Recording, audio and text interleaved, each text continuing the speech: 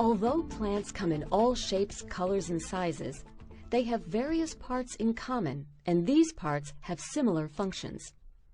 First, roots. They have two functions: to take in oxygen, nutrients, and water from the soil, and to provide anchorage for the plant. These large buttress roots provide anchorage and support for a very large tree, while thin, delicate roots are enough for grasses and small plants. The roots of a particular species are adapted to the conditions in its typical environment, such as wind, water, and soil structure. Some roots provide storage of nutrients. These include root crops like onions and carrots. Young roots are covered with root hairs. These greatly increase the surface area of the root, enabling it to absorb more water and nutrients. This is a cross-section of a root under a microscope. It has several structures that perform different functions. The cortex is the area that stores starch and other substances. There are two kinds of veins, or vascular tissue, in the roots. Phloem transports food, usually the sugar known as glucose.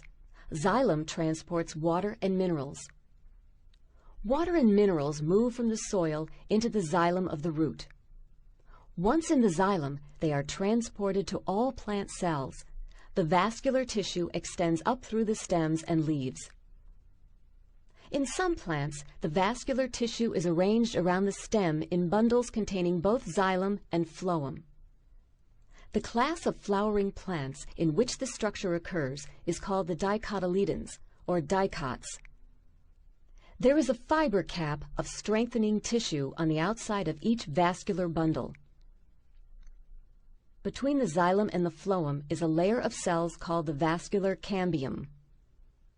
The vascular cambium is what makes it possible for some dicots, such as trees, to grow large and strong trunks.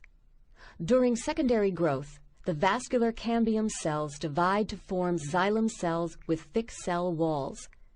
When these cells die, the thick cell walls provide rigid support. Flowering plants that are not dicots are called monocotyledons, or monocots. Vascular bundles in monocot plants are scattered throughout the stem rather than appearing in a circular pattern. There is no vascular cambium. Although some monocots, like palm trees, can develop tall, strong trunks, the majority of monocots lack hard, woody tissue. Stems are important structurally to plants.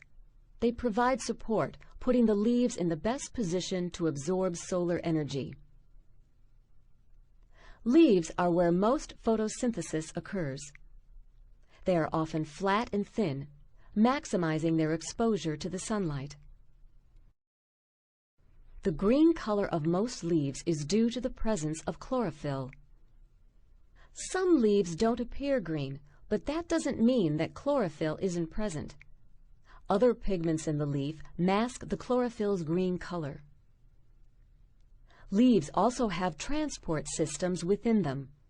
The veins on the leaves transport water and nutrients. Stomata are the tiny gated pores that allow gases, including water vapor, to move in and out of leaves. When conditions become dry, the stomata protect the plant by closing over, preventing water vapor from moving out. Leaves have other protective mechanisms as well. Hairs growing on a leaf surface slow down the movement of air over the leaf and reduce water loss.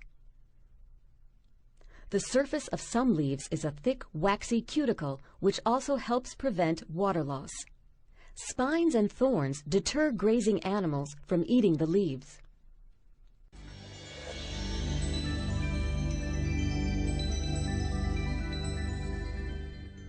Roots provide anchorage and absorb nutrients and water. Root hairs increase the surface area of a root.